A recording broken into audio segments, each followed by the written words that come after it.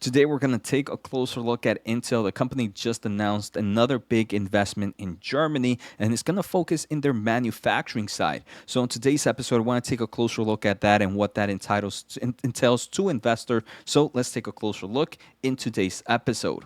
As we can see, right now, Intel is sitting at $35. The stock price did drop roughly 3.7% today. I don't think there were any major news outside that, hey, this company is expected to expand their manufacturing side. I would personally think that's bullish, but I guess maybe some investors might see this that, hey, the company is going to continue to increase debt, continue to increase their liabilities. So maybe some investors were not excited. I'm not a shareholder of Intel, but I do believe this news comes into more of the bullish side. So Intel right now, as we can see year to date, the stock is up roughly 31%. Most of those gains, I want to say, are coming in the past month alone. We can see from the low in May 25th, the stock is up 27% in less than 30 days.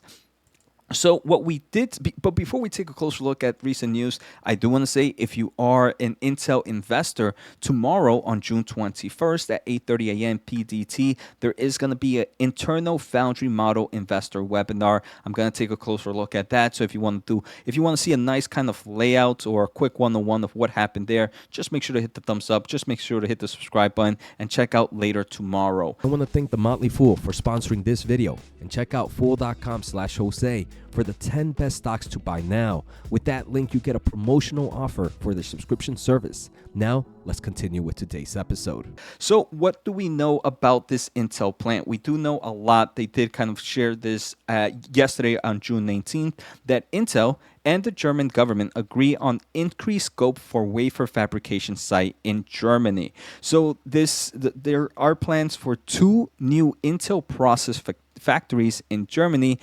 It was originally announced in March of 2022, but they are kind of increasing the scope of it. So the investment of more than 30 billion euros in Germany is a major expansion of Intel's manufacturing capacity in Europe.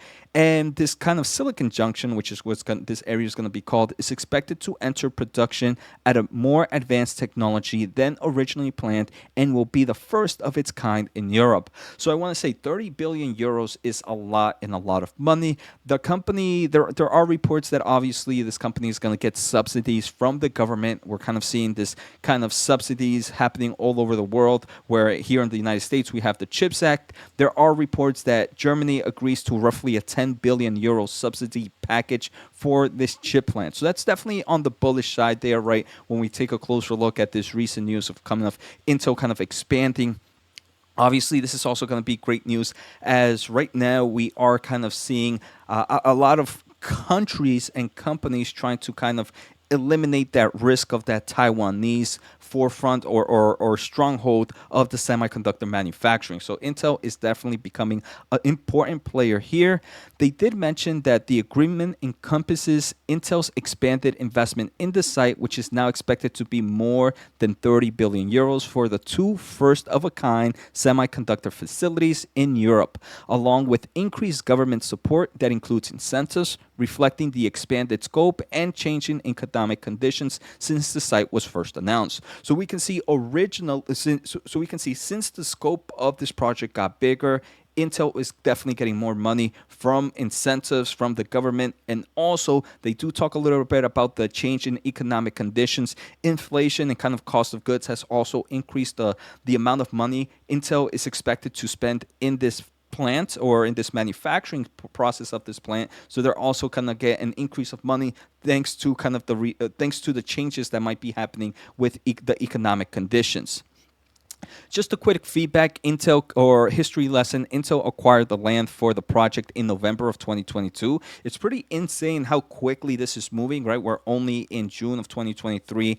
And the first facility is expected to enter production in 4 to 5 years following the European Commission's approval of the incentive package. And this is another thing I believe that maybe some investors might be worried about, or why the stock price might have sold.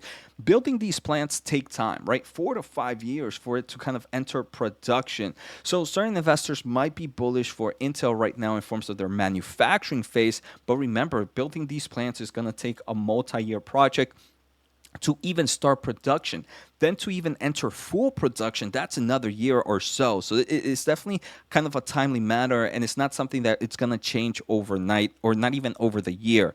Intel does plan to deploy more advanced Angstrom era technology in the facility than originally envisioned. So we can see that this is going to be more of advanced manufacturing. This is going to be Intel's 20A, 1.18A, and whatever falls under those. And those are going to be the advanced nodes of that time.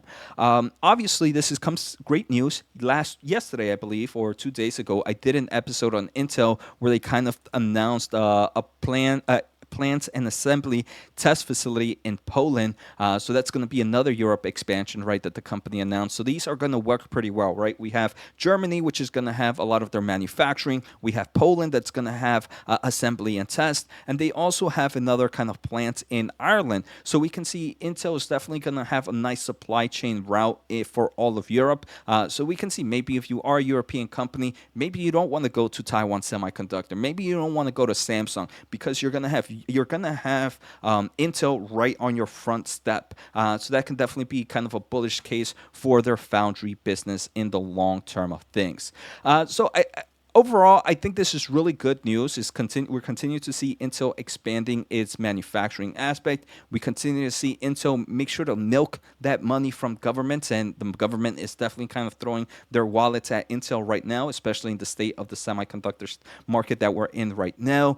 I do want to say the two negative things that maybe, let's say, if you are an investor, two things to keep in mind of, right? They are increasing the scope of this project. So one, that means that most likely the company is going to increase maybe more debt, is going to have a little bit more liabilities, and obviously a little bit more risk with this manufacturing endeavors, right? On the bright side, if this manufacturing endeavor goes perfect, then this company now has increased capacity, expansion, which can be seen as a bullish case.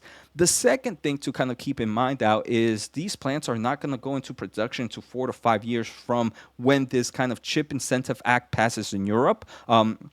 Or in Germany here for Intel to kind of get that money. So Intel's trying to say, hey, we're not going to start until we get some form of portion, some form of paycheck, because this is going to be a crazy, crazy expensive endeavor. So we can see right that off the bat is something that if you're Intel for the short term right now and expect some crazy, crazy returns, it's definitely possible with the kind of AI front. But if you're really kind of that long-term investor that's focusing on their manufacturing side, I do believe that you're going to have to be a very, very long-term investor where you're not thinking just a year ahead, not just 2 years ahead. You're thinking about the next 3, the next 4, maybe even the next 5 years of where we're seeing this manufacturing front kind of move on. So I hope you guys enjoyed today's episode. Take care, have a good day, and see you next time. I want to thank The Motley Fool for sponsoring this video, and check out fool.com/Jose for the 10 best stocks to buy now. With that link, you get a promotional offer for the subscription service. Now, let's continue with today's episode.